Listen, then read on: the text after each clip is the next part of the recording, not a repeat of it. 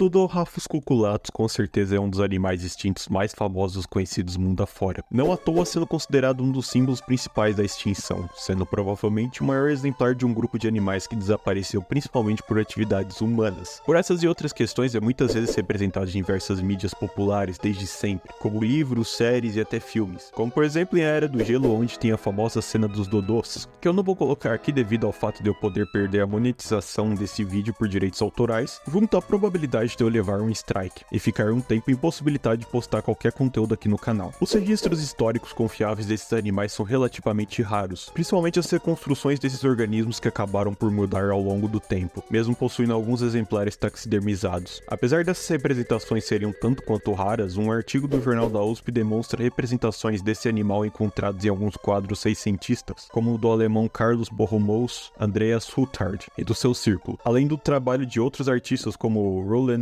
Savary, Jan Savary e Gilles de Rondecutter. Inclusive me perdoe minha pronúncia horrorosa, eu não sou um europeu. Bom, essa questão da construção desses animais em quadros e desenhos veremos mais à frente do vídeo. Enfim, nesse vídeo aqui, além dessa questão, também falaremos bastante sobre os dodôs em geral, desde sua classificação na taxonomia, filogenia, características físicas, ecologia e extinção desses animais. Recentemente deixei na aba comunidade do canal uma postagem para vocês deixarem suas ideias do que gostariam de ver no canal. Tiveram muitas ideias boas que eu vou tentar aplicá-las por aqui, mas uma em particular e até que simples me chamou bastante atenção, que foi sugerido falar sobre os dodôs. Aí lendo aquilo eu pensei, e por que não fazer um vídeo sobre, não é mesmo? Inclusive fiquem atentos que geralmente posto algumas coisas por lá. Enfim, antes de iniciarmos o vídeo de verdade, tenho alguns avisos que considero bem importantes para passar a vocês. Bom, vocês sabem muito bem das formas tradicionais de apoiar nosso conteúdo aqui no YouTube, então caso você queira apoiar nosso trabalho de uma forma financeira, eu ativei o clube de membros do canal. Basicamente uma assinatura que é paga mensalmente por R$ 4,99 no meu clube de membros, que você pode fazer para nos ajudar. Claro, que não é sem receber nada em troca. Resolvi fazer algumas vantagenzinhas pro pessoal, entre elas aparecer o nome dos membros no vídeo, inclusive obrigado Spino por ter assinado, uma live exclusiva uma vez por mês, alguns vídeos exclusivos que estou planejando, além de selos na frente do seu nome. Fora também alguns emojis exclusivos, no momento são apenas 2, mas eu pretendo colocar mais em um futuro próximo. Não se esqueça dos métodos tradicionais também, as interações, comentários, gostei estão aí ainda e esses são de graça. E também se inscreve para aumentar nossa comunidade por aqui no YouTube. Bom, começando agora o vídeo, os dodôs são aves não voadoras localizadas em uma das linhagens de aves não passariformes mais antigas e diversas atualmente no planeta, e que estão localizadas em praticamente todos os cantos do mundo com exceção dos polos, irmão dos pterocliformes e mesitornitiformes, os columbídeos, que para quem não sabe é o grupo onde estão localizadas as pombas e as rolinhas. Sim, os dodôs são uma espécie de pombo, especificamente pombos gigantes não voadores. Os dodôs eram aves endêmicas das Ilhas Maurício, uma pequena ilha no sudeste do continente africano próximo de Madagascar. Perto das Ilhas Maurícios, na ilha de Rodrigues, havia outra ave columbide não voadora chamada de solitário, que era o parente mais próximo dos dodôs, também extinto. Provavelmente a linhagem, principalmente dos dodôs, surgiu junto com as dos solitários entre 18 e 36 milhões de anos atrás, de acordo com o trabalho de análise filogenética, tendo os dois um ancestral em comum, que se separou nas duas linhagens distintas por conta de eventos geográficos que deu origem às duas ilhas, onde ambos os animais são endêmicos, ou seja, é possível de encontrá-los apenas nesses locais, ou era possível encontrá-los. Atualmente o primo mais próximo dessas duas espécies é o pombo de Nicobar, ainda vivo, encontrado em diversas ilhas, principalmente na ilha Nicobar. Para introduzirmos melhor esse tema, acho interessante falarmos um pouco sobre a história da extinção desse animal tão postumamente popular. Foi descrito no final do século XVI, 1598, por navegadores holandeses, e em menos de um século desapareceram para sempre, algo entre 1662 e 1693, devido a atividades antropogênicas, ou seja, atividades urbanas. Acontece que as Ilhas Maurício passaram na mão de diversos povos europeus diferentes, e vocês sabem muito bem o que acontece quando esse tipo de evento ocorre. A ilha é e era lar de muitas espécies, tanto de flora e fauna endêmicas. Além dos dodôs, podemos citar outra espécie de ave que passou por um fio da extinção e que fizemos um vídeo, inclusive, falando sobre ela, o falcão de Maurício. Sim, a caça predatória dos dodôs, o que não era algo difícil de acontecer, já que era uma ave grande, com bastante carne, e por nunca ter tido contato com humanos, não tinha muito medo dos mesmos. Foi um dos problemas responsáveis pela sua extinção, mas não foi o único. A chegada dos europeus e a colonização também foi responsável por um outro problema muito grande nos ecossistemas, a introdução de espécies exóticas invasoras, principalmente mamíferos predadores, animais não encontrados na ilha na época, em que após a introdução começaram não apenas a comer os próprios indivíduos, como os ovos deles também, e também outros grupos de animais que competiam pelos mesmos recursos, tornando a vida dessas aves cada vez mais difícil, não só dodô, mas muitas outras espécies de organismos da ilha foram fortemente afetados por esse problema sério. Espécies invasoras sempre foram um problema muito sério. Atualmente é o maior problema ambiental em muitos países depois do desmatamento, principalmente no Brasil. Elas encontram em um ambiente que não é o nativo delas facilidades, como presas fáceis, pouca competição e poucos predadores, o que acaba criando um poder destrutivo imenso dentro do ecossistema. Atualmente no Brasil, por exemplo, temos esse problema com muitos animais introduzidos, como javalis, caramujos africanos, cachorros e gatos. E aí vai indo. A diferença é que no Brasil é um território imenso, mesmo assim é bastante afetado ainda. Imagine uma ilha pequena como é o caso das Maurício. Geralmente ambientes insulares são os mais afetados por esse problema, e esse foi o caso, claro. Portanto, a caça predatória junto com a introdução e invasão de espécies e também desmatamento para exploração de recursos levaram essas aves tão enigmáticas ao triste destino da extinção. Partindo para a anatomia dessa ave, apesar dessa espécie ser tão popular e já bastante conhecida, sua anatomia não foi completamente entendida por muito tempo, por conta de que a maior parte das amostras, ossos, restos taxonomizados desses animais são incompletos, ou seja, não haviam tantos registros que poderíamos usar como base para entendermos como era composto esse animal tão fascinante. Porém, a descoberta de fósseis em Marial Songs, me perdoe a minha pronúncia, eu não sei nada de francês nem crioulo mauriciano, em 2005 permitiu diversas pesquisas mais aprofundadas sobre esses carinhas. Um artigo publicado em 2016 com mais de 100 páginas, bem comprido e complexo de ler, é o relatório de uma pesquisa aprofundada sobre a anatomia dos dodôs, com novos métodos nos ajudando a entender melhor o corpo dessas aves, e é bem completo inclusive. Algo interessante de se retirar dessa pesquisa é que provavelmente os dodôs eram um completo oposto do que muitas pessoas pensam deles, como aves desajeitadas e bobinhas. As características desses animais os tornavam extremamente adaptados para o ambiente que era as Ilhas Maurício. Possuíam um bico robusto e forte que permitia uma alimentação bem variada, incluindo sementes e invertebrados. Mesmo não voando e tendo asas bem reduzidas, elas tinham a presença de músculos bem desenvolvidos que indicavam que suas asas eram bem utilizadas, principalmente para equilíbrio e exibição. Além de que a estrutura esquelética de suas pernas, e também suas pernas serem bem robustas, mostram que elas eram corredores extremamente ágeis e bem eficientes quando o assunto era corrida em seu habitat denso, rochoso e cheio de obstáculos, mostrando que ela não era uma ave desajeitada ou bobinha como muitas pessoas imaginam até os dias de hoje. A anatomia esquelética dos dodôs é bem semelhante à de outras aves columbídeas, como as pombas e as rolinhas, porém se diferenciam pelo seu tamanho maior e as adaptações para o ambiente específico das Ilhas Maurício, como um crânio e corpo volumoso, especializado na corrida em ambientes rochosos e, claro, o não uso do voo, já que suas asas eram reduzidas se comparadas a seus parentes próximos. Essas características terrestres foram selecionadas de forma eficiente, principalmente porque não haviam predadores terrestres de onde habitavam. A composição do corpo dos dodôs demonstra como a interação e competição com outras espécies moldaram suas características morfológicas e comportamentais. Apesar de sua anatomia ser atualmente bem estudada, não podemos dizer o mesmo da sua ecologia, que permanece um pouco desconhecida e enigmática, sendo bem difícil de determinar, principalmente pelo fato dos columbiformes vivos atualmente diferenciarem-se bastante do dodô, dificultando comparações ecológicas, além de terem sido extintos muito antes de qualquer estudo da ecologia das Ilhas Maurício terem sido feitas. Algumas observações diretas podem ser encontradas em relatos de marinheiros do século XVI e XVII, porém são bem contraditórias e imprecisas, além de não ser uma descrição baseada nas da academia, apesar de que, querendo ou não, ainda é uma fonte histórica de informações de uma ave um tanto quanto desconhecida nesse sentido. Diversas ilustrações contemporâneas desses animais são conhecidas, mas poucas consideradas confiáveis. Estimativas recentes mostram que eles poderiam alcançar uma massa de 9,5 kg a 14,3 kg. Às vezes, então, nenhuma outra informação. Apesar disso tudo, uma pesquisa da Nature em 2017, na microestrutura óssea de algumas amostras desses organismos, fornece uma nova visão referente ao comportamento reprodutivo, estratégia de crescimento e hábito de muda, que é o processo de troca de penas. Vou usar esse artigo como base para a parte envolvendo a ecologia dessas aves. As fontes estarão na descrição do vídeo. De acordo com estudos, os dodôs eram aves que apresentavam uma diferença de outras insulares no quesito de crescimento. Enquanto kiwis e as moas apresentam ou apresentaram um crescimento lento e prolongado, os dodôs apresentaram um crescimento rápido até atingir a maturidade sexual. Logo após atingir a maturidade, eles entravam em um crescimento lento até a fase adulta, semelhante a diversas espécies de aves atuais. O período reprodutivo desses animais provavelmente começava em agosto, na época do inverno, no período de ovulação das fêmeas após uma longa época de engorda, com uma grande abundância de alimentos. As fêmeas geralmente colocavam um ovo por vez. Os filhotes cresciam bem rápido. Isso provavelmente acontecia como uma adaptação para que os filhotes já estivessem quase adultos antes de novembro, já que entre novembro e março, na época do verão, é um período de diversas tempestades fortes na região, diminuindo bastante a disponibilidade disponibilidade de alimentos, o que prejudicaria demais no crescimento dos filhotes não desenvolvidos. Uma seleção que o ambiente fez na espécie, sendo assim, a reprodução se alinhava com a disponibilidade de alimentos do inverno. O período de muda das penas ocorria entre março e o final de julho, depois do verão e do período das tempestades e ciclones. Os dodôs substituíam suas penas antigas por novas, iniciando nas asas até a cauda, permitindo que estivessem prontos para a próxima temporada de reprodução. O desaparecimento desse animal na região criou um impacto enorme no ecossistema, levando a uma grande perda de diversidade vegetal da região,